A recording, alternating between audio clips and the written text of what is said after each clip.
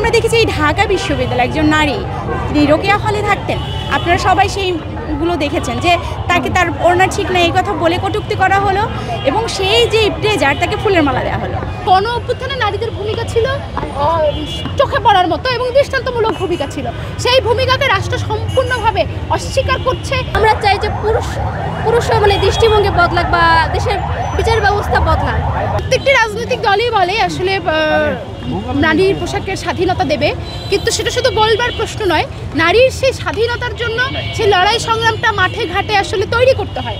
কিন্তু আমরা কিছু কিছু রাজনৈতিক দলের দেখব যে তারা মুখে বলছেন নারীর স্বাধীনতায় বিশ্বাসী, কিন্তু তাদের সমস্ত কার্যক্রম নারীর স্বাধীনতার পরিপন্থী, আসলে বিপরীত অবস্থানে তারা অবস্থান করছেন।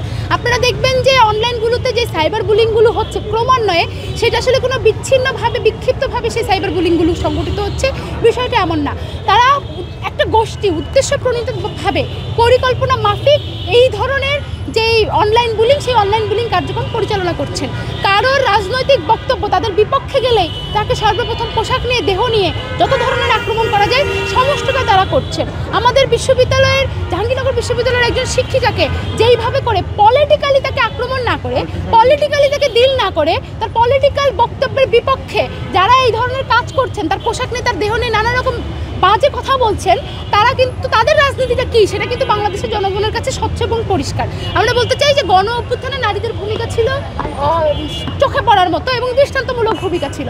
সেই ভূমিকাকে রাষ্ট্র সম্পূর্ণভাবে অস্বীকার করছে এবং সেই যে ভূমিকার যে স্বীকৃতি, সেই স্বীকৃতিও রাষ্ট্র দিতে চাইছে না। সে জায়গা থেকে আমাদের মনে হচ্ছে যত ধর্ষণের ঘটনা, নিপীড়নের ঘটনা, সেগুলোর দৃষ্টান্তমূলক শাস্তি হওয়া দরকার ছিল, কিন্তু সরকার সেই বিষয়ে সম্পূর্ণ রকম উদাসীন ভূমিকা পালন করছে। সেই জায়গা থেকে আমরা বলতে চাই যে নারীরা যদি দেশের জন্য বুকটি দিয়ে দাঁড়াতে পারে, তেমনি নারীদের যে অধিকার, সেই অধিকার রক্ষার জন্যও কিন্তু নারীরা বুকটি দিয়ে দাঁড়াতে জানে। কিন্তু নারীরা যদি দাঁড়ায়, তাহলে কিন্তু এই সরকার কিংবা যারা এই ধরনের নারী নিপীড়নের ঘটনা প্রত্যেক মুহূর্তে করে যাচ্ছেন, তাদের কারোরই অস্তিত্ব আসলে সর্বোচ্চ স্বাধীনতা ভোগ করতে পারলে, জুলাই গণ অভ্যুত্থানের যেই বাবা শহীদ হয়েছেন, সেই বাবার কন্যা ধর্ষণের শিকার হওয়ার পর 23 দিনের মাথায় বিচার না পেয়ে আত্মহত্যা করতে বাধ্য হয়েছে। এটা কি স্বাধীনতা? মানে যার বাবা জীবন দিল, তার মেয়ের এই বাংলাদেশ, তার মেয়ের জন্য এই বাংলাদেশ রেখে যাওয়ার জন্য তো সে জীবন দেয় নাই, তাহলে এই স্বাধীনতার জন্য তো আমরা কথা বলি নাই। এই স্বয়ং ঢাকা বিশ্ববিদ্যালয়ের রাস্তাতে তো একজন নারীকে পোশাকের কটূক্তির শিকার হতে হয়েছে এবং সেই ছেলেকে থানা থেকে ছাড়িয়ে এনে ফুলের মালা বরণ করে নিয়ে হই হই করতে করতে নিয়ে যাওয়া হচ্ছে। এটা কি স্বাধীনতা? আলটিমেটলি এটা তো স্বাধীনতা, এটা তো কখনো মানুষের স্বাধীনতা হতে পারে না। আমাদের দেশে বর্তমানে যে পরিস্থিতি এবং নারীরা যেভাবে পথে কাটছে, এই রোজটা হচ্ছে এই রোজটা কিন্তু এমন না যে আজকে কিন্তু সমস্যা হচ্ছে এই যে নিপীড়নের শিকার হচ্ছে কিংবা নির্যাতনের শিকার হচ্ছে, এগুলো কিন্তু এগুলোর বিরুদ্ধে রাষ্ট্র যে ব্যবস্থা নিচ্ছে, রাষ্ট্রের যে অ্যাপ্রোচ, সেই অ্যাপ্রোচটা স্পষ্ট না।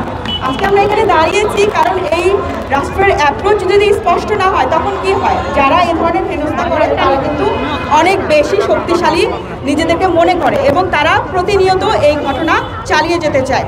রাষ্ট্র প্রতিনিয়ত আমরা দেখছি যে রাষ্ট্র এই যে ঘটনাগুলো ঘটছে তার প্রেক্ষিতে যে ব্যবস্থা নিচ্ছে সেটা সন্তোষজনক না।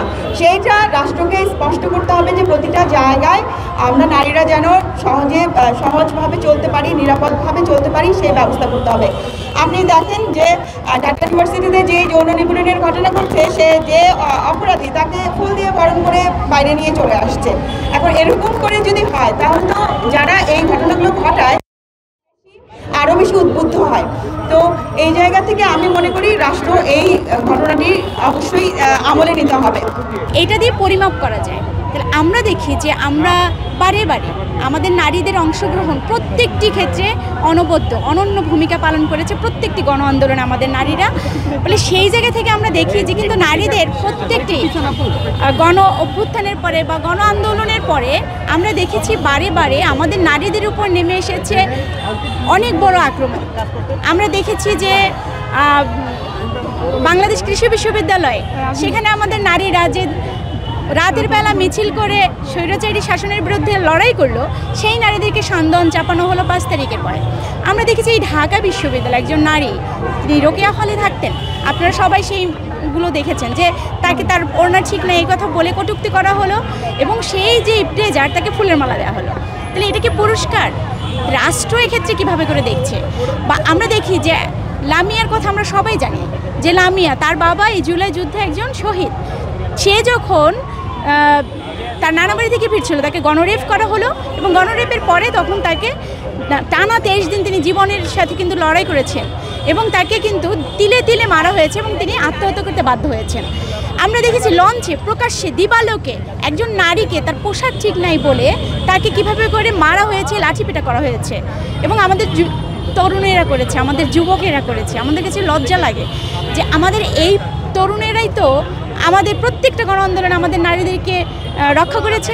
সেটা আমাদের স্বাধীনতা সংগ্রামের কথা বলি, সেটা আমাদের সর্বশেষ জুলাই গণঅভ্যুত্থানে বলি। আমি যখন জুলাই গণঅভ্যুত্থানে গিয়েছিলাম রাস্তায় হাঁটতে, আমি তো আনসেফ ফিল করিনি, কিন্তু আমি এখন আনসেফ ফিল করি। অর্থাৎ এইরকম একটা যে পরিস্থিতি তৈরি হলো, সেক্ষেত্রে রাষ্ট্রের ভূমিকাটা আমরা মনে করি অনেক বেশি গুরুত্বপূর্ণ। নারীকে দ্বিতীয় শ্রেণীর নাগরিক হিসেবে দেখা এবং নারীকে ভোগ্য পণ্য হিসেবে দেখা এবং নারীকে যাচ্ছাতা হিসেবে উপস্থাপন করার যে সংস্কৃতি, রাজনীতি, সেটা থেকে বেরিয়ে আসতে হবে। ফলে এটা শুধু ওড়নার প্রশ্ন নয়, এটা হচ্ছে একটা গণতান্ত্রিক রাষ্ট্রের প্রশ্ন।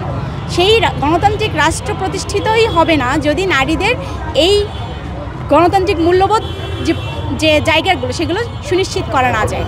পুরুষ কেন সামনে পা বাড়াবে?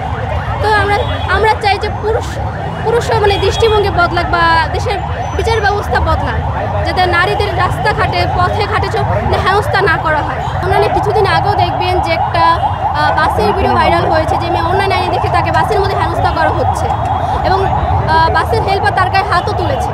সে অন্যান্য নেয়নি। মানে এই ধরনের ঘটনাগুলো কেন ঘটবে আমাদের দেশে, বা বিচার ব্যবস্থা কেন, আইন ব্যবস্থা কেন নেই, যে ইফটিজিং করার সাহস কেন হবে? আমাদের বিচার ব্যবস্থা দুর্বল হলে তো আজকে আমাদের যে পথে ঘাটে ইফটিজিং হতে হচ্ছে বা নারীকে হেনস্থা করা হচ্ছে। এই ব্যবস্থাগুলোর বিরুদ্ধে তো আমাদের আইন আর সোচ্চার হওয়া দরকার, আর রাষ্ট্রের আর কঠোর ব্যবস্থা নেওয়া দরকার।